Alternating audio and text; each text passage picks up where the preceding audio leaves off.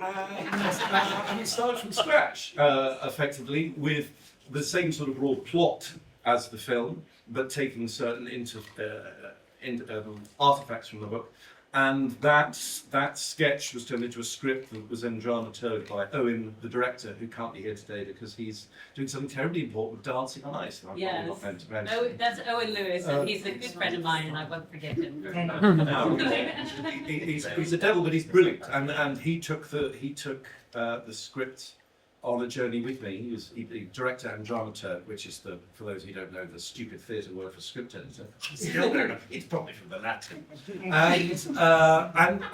that was the journey. That was the journey over the last year. It's taken a year. A year. Okay, that's what we were getting. Okay. It was a year. Okay.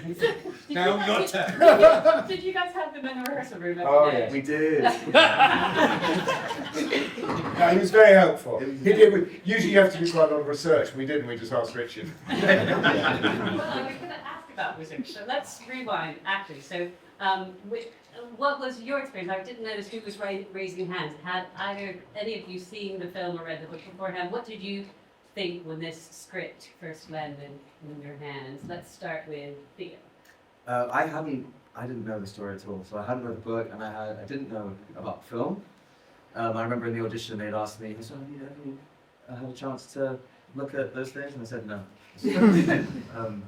Honesty. But then when we started the process, the director said, okay, well let's just focus on this and you can watch it after we've done our rehearsing, which is what I did. So I watched the film after the fact and read the book after we had kind of done about 3 or 4 weeks of rehearsal.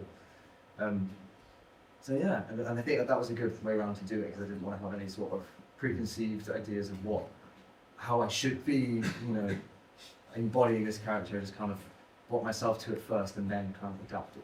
Yes, so you made Sergey your own in the beginning. And what about you, Rob? I watched the film before, I took a different route. Okay. I watched the film before my audition, and then when they asked me about the film, I said, I thought the film was alright, but I think the play script's much better.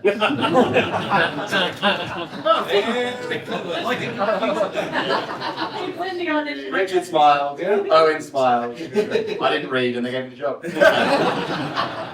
Yeah, that was Regretted everything. Very clever. Now, Nigel, Nigel and I did a Q&A together. It was only a couple of months ago. You were in the Foresight saga. If anyone saw that, it's another adaptation at the Park Theatre. Very different. You must have been still in that when I guess. Yeah, we were. came out. Yeah, I was. We were rehearsing this during the day, and I was doing that. And Didn't we know about it?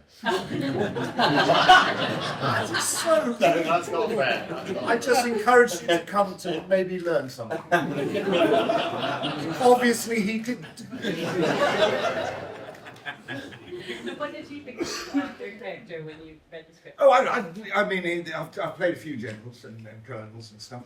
I really liked him. I think partly because you see the human side of him. Yeah.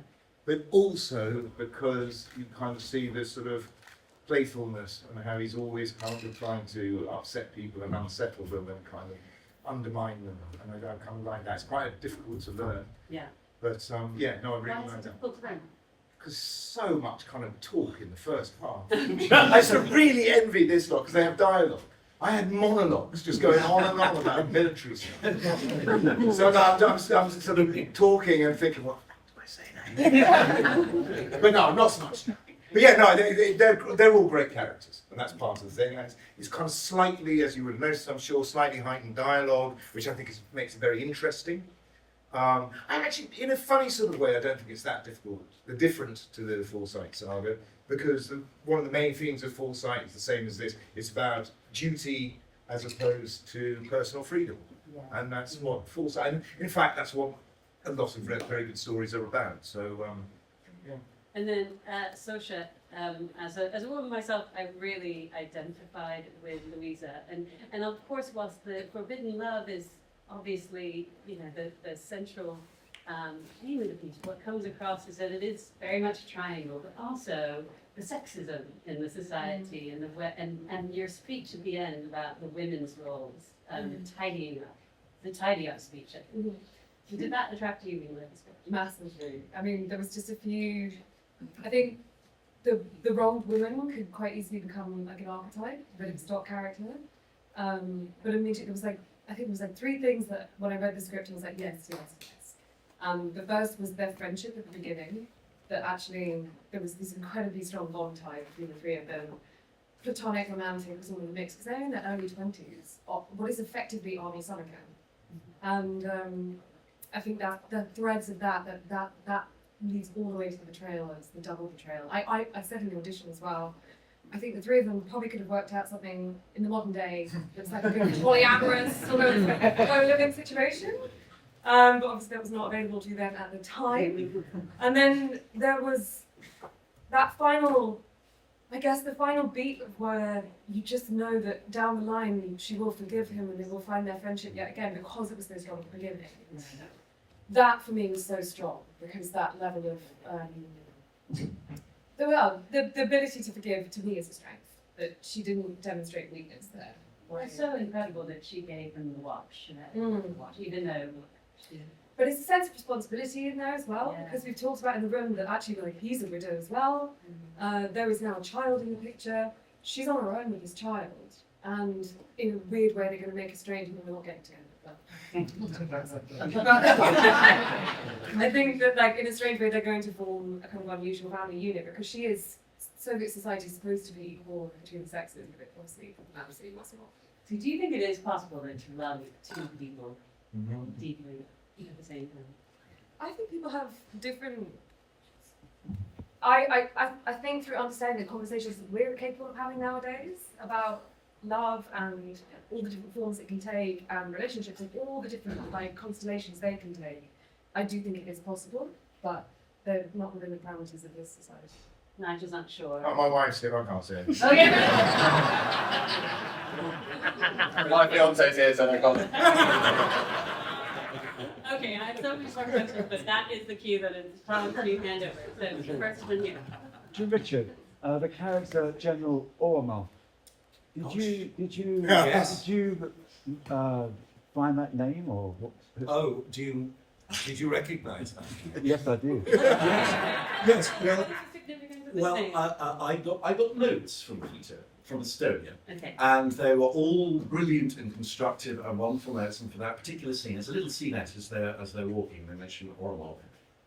He just wrote, I like the James Bond wrote. And he's the only person on any of the teams that went through it that got it. So God bless you. Yes. So yes, that is. I did have a that is smile. from Does anyone have a side? Did anyone? He just revealed this to me. I didn't know, but did anyone spot the sci-fi reference? Oh, from Star Trek 6. There's a joke from Star Trek 6. Yeah, Oh, that's your God. friend. God, well, yes. And I've made him sit through that for a lot. Yes. So, did you spot it? Yeah, in the original Russian. Yeah. Yes. Yes. Fantastic. It's Klingon. It's Star Trek 6. Excellent, wonderful. Ken here. Yeah, I was gonna ask, what was your guys' draw to the audition for the show? With a draw. Like, what drew you guys into wanting to audition for this? Was there anything specific, or like? Yeah. Unemployment.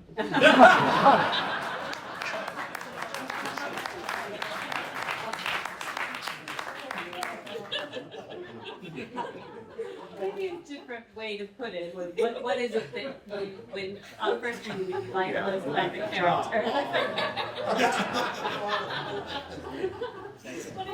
Rob, what did you like most about Roman? What appealed? Well, I think I read the script and it made me think about how many millions of people over generations of humankind have had to suffer in love and not be able to be who they want to be, not be able to love who they want to love, sometimes, you know, at the risk of their own life. So it felt like quite a nice opportunity to kind of showcase that, and yeah, like I suppose shine a light on that both historically and, you know, in contemporary context, as people all over the world that are in that situation right now. So yeah, I thought it was quite powerful. So one of the, I know we don't talk about reviews, even though the reviews were fantastic, by the way. But there was a reference, one that I thought was really appropriate, which is that there are still 64 countries in the world where homosexuality is illegal. And what is the situation now in Russia? Is it still 5 years hard labor? Do you know that? There's an ironic couple of things that sort of came to pass as we were doing this. The situation in Russia, Article 121 was repealed just at the beginning of when it became the CIS in the early 90s, I think 93. And then Putin's sort of Section 28 style do not promote homosexuality came into effect in 2013. So post-Romanovs, the Russian state has had 20 years of being allowed to say you're gay. And now the situation is exactly as it was. But what was interesting is that during the rehearsal period, the British Army, there's been a lot, you've probably seen it in papers, the British Army have commemorated 25 years of allowing gays in the military, which was only legal in 2000. So before that, obviously homosexuality in this country is 67, but for the next, whatever it is, 33 years, it was illegal to be a serving officer and gay, and if you were caught, you were on the sex offenders register. So, you know, we're having a pop at the Ruskies, but we were bloody awful at exactly the same time and for decades afterwards. Right. Yes, and we won't even say what's happening in the US, which is my yes, and second to the back there, I don't know why. Yeah. Thank you. Congratulations. I, as well as kind of like the main story between the two young chaps, I think what's really beautiful was the relation between Sorcha's character and Nigel's character. I thought right in genders, right in age, right in that paternal thing. I just was wondering how much of that was your instincts from the scripts, more your creative ideas, more. I'd love to know more about that. That was really beautifully intimate as well. Okay, so let's first from the Richard briefly. This is why I write things down. I'm not very brief. Talk about that key relationship between the Colonel and Luisa, and then I want to hear from Nigel and Sorcha about how you worked on that relationship together. Well, briefly, it was something that becomes more from the book than the film, but it was all to do with creating a world in which Sorcha's character Luisa is one of a triptych of characters that work together, and she needed a soulmate, she needed a confidant, and it was useful to give her a father figure in the same way it was useful for the father figure to have a daughter to confide in, which is a different relationship to a son. So it's all of these sorts of paternal kiddie dynamics that were inspired by, but mostly because of my fractious relationship with my own bloody parents. So yes. Here tonight? No, not loaded. But yeah, that's sort of where it is. Okay, Nigel, tell us about developing that type of bond. Yeah, I think it's always been my favourite scene in the play because, as I said earlier, part of the reason I was attracted to the part is that suddenly, having seen, I think in the script you described the Colonel as a martinet at work. You see the guy at work, and then you see him, and actually it humanises him, and it shows it's not about, and I don't think he is, being homophobic. I think it's about the distraction. So this guy's my best pilot, and I don't want him distracted from being that. And it wouldn't matter what that distraction is. And so I think there's a lot revealed, kind of in slightly disguised, which was a beautifully written scene, in that scene that it shows that he cares, it shows that she is really caring, and we kind of skirt round the main issue in a very human way, which is, as human beings, we do constantly.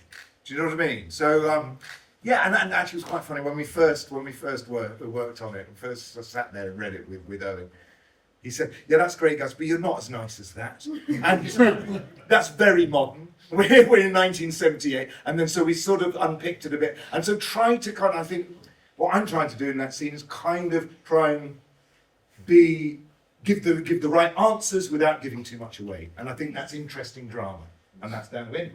Do you know what I mean? And there are nights, which is quite interesting, where she says, oh, Sergey's always around, he's always out with Sergey, and I go, I can't remember the lines now, but it's something like, can I tell you something? And sometimes the audience go, oh, But everyone's going.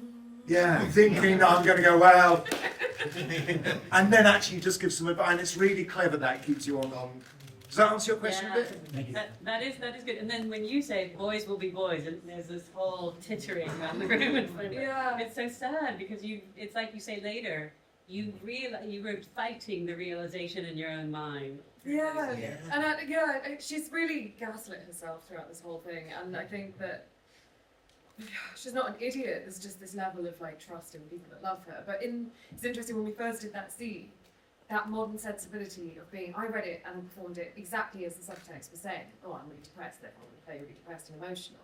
Actually, what I've loved about playing this character, she's grown up with 6 brothers. She lives in a military environment. Not very close to her parents, this is her father figure. So there isn't a world in which, not like my lovely friends where I feel blunt to them all the time and tell me exactly what's happening in my life. It was a really nice character to play someone who just has to hold everything back, everything. And if there's cracks come through, they have to be kind of swallowed up immediately. And yeah, that cafe scene's one of my favourites as well. What?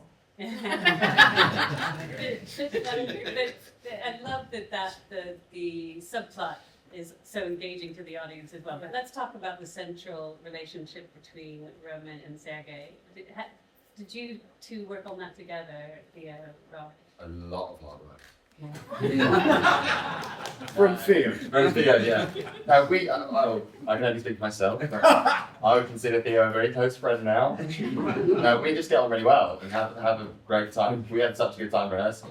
And in terms of, it can be quite hard to sort of create a chemistry between characters if your relationship feels a bit forced, sort of interpersonally. But we just giggle and laugh and have fun. And has anyone ever got hurt in the sparring? No, but there was an instance with the walking stick throw. Where, I bottled it basically. The bottom of the walkway was blocked by someone, and I was so worried about hitting them, I basically pelted it at Theo. I went through his arms and into his face. And then the next line is, "What's the matter?" So I just went, "Whoa. What?" And he was like, My chin had like doubled in size, rubbing the rest of the play. Like, everything's fine. I think trust was a big thing. You've got to trust in who you're working with, and luckily, like these 3 people are just stunning to work with. And I'm learning so much just for being in the same room as them. It's quite funny because I say, "Hey, this has been really easy. We all get on. Everything's great. We're all putting up with it. There's no difficult characters. No one's annoying." And then someone, I can't remember who told me, they said, "Well, if you're thinking that means you're the annoying one."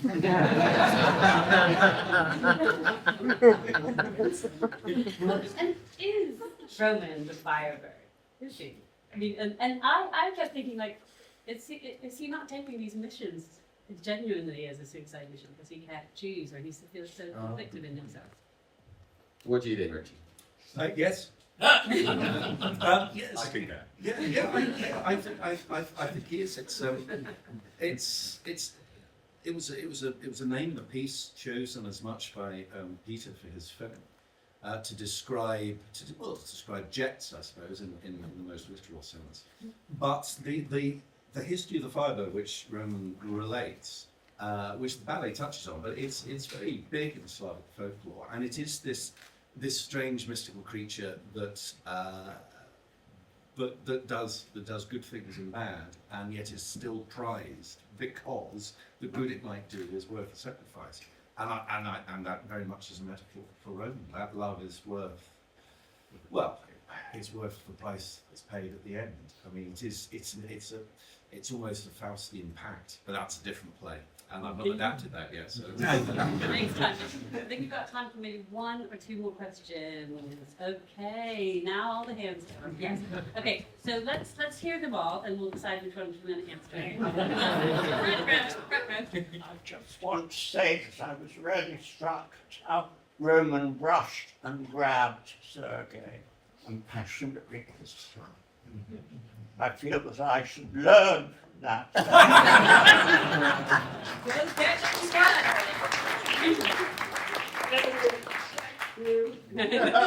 I thought I should learn from that. Oh, we should all do it more. We should hold on to the people we love. Cuddle and kiss more. Yeah. There's a hand back there. Yeah. I guess the final scene keeps it deliberately open-ended, but how do sort of Sergey and Luisa see Roman? Is there any resentment, or is there full forgiveness? Do they just see him as like victims of society? Are they all victims? Like, how do they? Yeah. What is the final judgment of? I'll get back to my gin. Go on. Do we know? I mean, we know what happened to the real Sergey. Do we know what happened to the real Luisa? We do, but it's probably a secret better kept for the Roman film. It's not happy. Oh gosh. Yeah. But this is a different take on it. This is a different Luisa, and her life may or may not be happier than the real Luisa. But so this Sergey and Luisa, how do your characters feel about Roman in the end? I see a lot of forgiveness there. As Sorcha, you already mentioned it. Yeah, forgiveness down the line. I've got a new baby. I think there's a lot of. I think especially going into that scene, we would have just stood there and heard, as you do at funerals, all of the wonderful, wonderful, wonderful things without any space for betrayal. And she hasn't had that confrontation. So I feel like so much the confrontation with Sergey is the confrontation that she wished she could have had with Roman. I think there is an absolute bitterness, secrecy and the compartmentalization that's happened, because that is just like, it's me, it's your friend first and foremost. It's the idea that he couldn't have trusted her with any of that information, I think is a huge betrayal. But I think she will reach forgiveness, and I think they're going to go off and have a few drinks, the two of us, and share some tales. And Theo, what's your take? Yeah, I also think the added part of living in a world where your love is forbidden and you can't talk about it with your closest friend. That you're so inhibited. There's so much you want to say and there's so much you can't. And that is something that when I read the play, I actually loved about it, because a lot of it is what the characters aren't saying to each other. And I remember just reading that. It might be because I was on a plane and I was very hyped me out. But I finished it. But I just burst into tears as soon as I finished it, because I thought it was beautiful. I cried on a train too. It happens on that transport. But yeah, I just think that added, obviously I think he wants to tell his best friend everything, but he can't open that conversation, and then she's the one who makes that first offer, which is something that I loved about it. And then there's that hint of reconciliation that they were on the precipice of. But you're right. I mean, what happens when they leave that room? Do they back out? Or do they? It's so terrifying, isn't it, though? Because it could be, and to know you have no idea how your friend's going to react. She could be responsible for sending them to hard labour. Just take it wrong. I mean, to be in that environment where even your trusted folks could be your, could turn you into the authorities is absolutely inconceivable and terrifying. So I'm going to ask Rich to summarize something briefly, and then I'm going to ask a final silly question of you each, so just prepare for that one. But Rich, so we've talked about the personal elements of the story, the real Sergey, but why else do you think now is a particularly resonant time to stage Firebird? Lots of geopolitical tie-ins as well, but echoes in history. I think the geopolitics, the invasion of Afghanistan. I'll just give you a little brief history of the Brezhnev Doctrine. In 1967, Brezhnev had this idea that all communist countries should support one another, which basically is Russia's excuse to invade anybody. And they used it for Afghanistan, they used it for Vietnam, Korea, Vietnam, and most recently the Ukraine. But the geopolitics, I think, is, although interesting and pertinent and timely, I think that's grist to the mill of the central story, which is a story. They do happen to be gay men, or at least one of them is what you would call a gay man. And the others, all we talked about, the sexuality of Rome is possibly more complicated or different. Not to say more complicated. I've known very, very simple bisexuals, but right.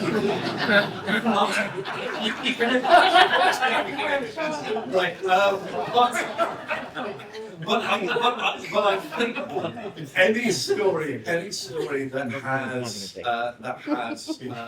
a love that hurts no one, that brings only happiness, but is crushed by a larger power, godlike power. I use that word specifically, that makes it forbidden, which we still have everywhere for all kinds of loves. That means, sadly, that plays like this are are still very timely. So yes, that's why. It is very time. So actors, this is the silly one. Okay, in the Theo's character Sergey goes to drama school, and Sorcha asks, have you learned all of the faces? So I want to see your best drama school faces. Choose the emotion. We have to we're going to have to guess. I think Theo should take the lead. Do all the faces. Like a comedian.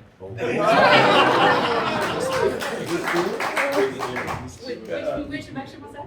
I think it's called Blue Steel. Oh, blue steel. That's what you get. Nigel, No, I'll take requests. okay. No, request? Who has a request with a face for Nigel? A joy. No Joy. request. I don't do joy. No, it's not my repertoire. You just Joy! And then who's got a request for Rob? Shout out an emotion. Anger. Anger. That's constipation. This is the crib of acting we've got here. So once we give them all a big clap, I'm gonna group them together. And those of you who are on social media, please do get out your phones, take photos, share them, make sure you tag them all in the show and the theatre. You've been a wonderful audience. Please join me in thanking Rob and Nigel and Theo and Sorcha and Rich. Thank you.